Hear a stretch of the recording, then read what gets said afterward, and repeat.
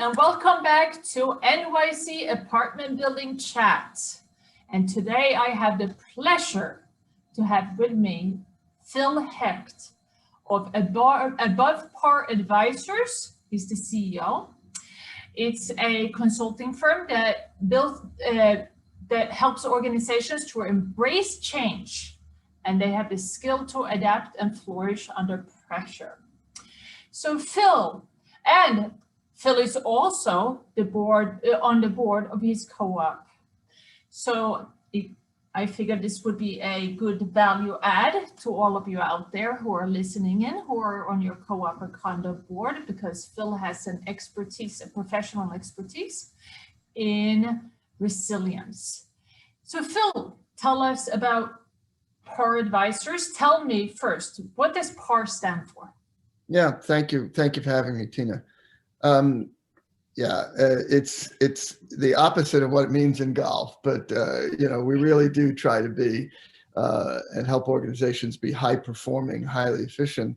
But PAR actually stands for our three principles of performance, analytics, and resiliency. And we believe that organizations, whatever they are, if they have a purpose and a structure and a group and have to continue to move forward, we believe they have to be quite resilient and be able to respond resiliently to any kind of impact event or emergency. So it was our singular core founding principle, and then we took our other skill sets and built the rest of the practice.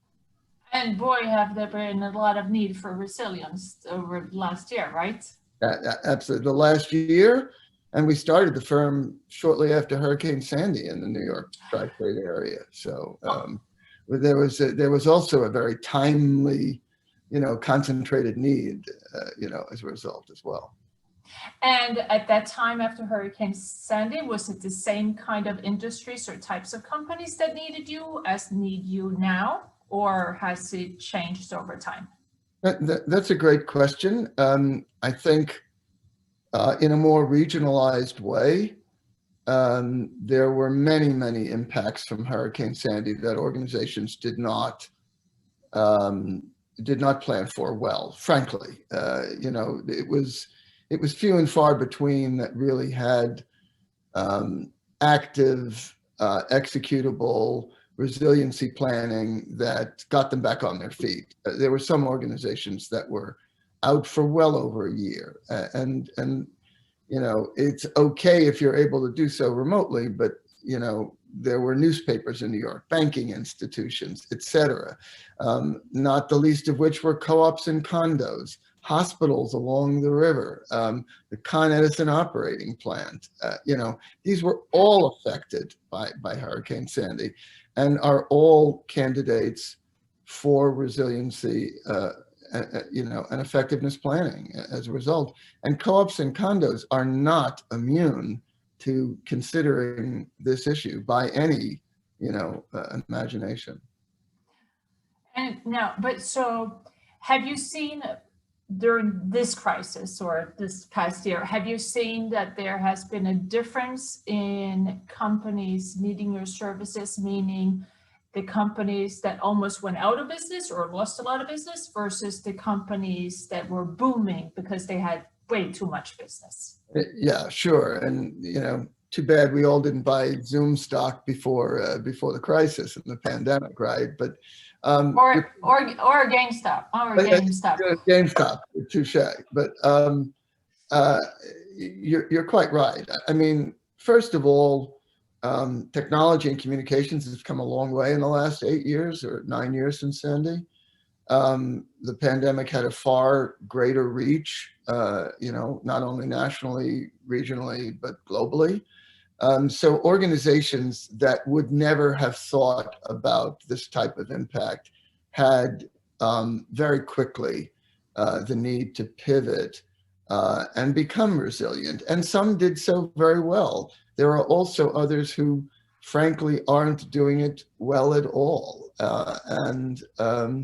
Whether it's in healthcare, we service largely the healthcare sector, Fortune 2000, and then we have specialty, companies that come to us. But There are organizations that tried to maintain the status quo, just in a different method. And I think those are the ones who are struggling the most.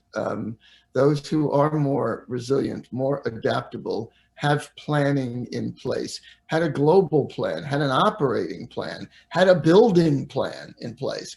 You know, I'm lucky, you know, you're right. I'm the president of our condo, and after Sandy, and by the way, you don't have to be affected by such a large event. You can be affected by a flood, a broken pipe, a faulty roof, and I've been the unfortunate recipient of a flood from above, and the 5 floors below were affected, and mine, certainly the most.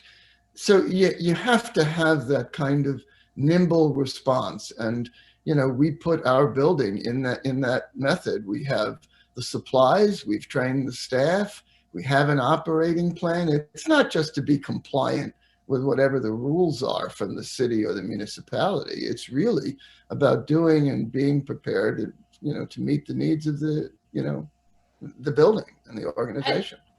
And being proactive as opposed to being reactive. Just adhering to all the building codes is being reactive, but both as a business owner and a co-op or condo board, you need to be proactive, right?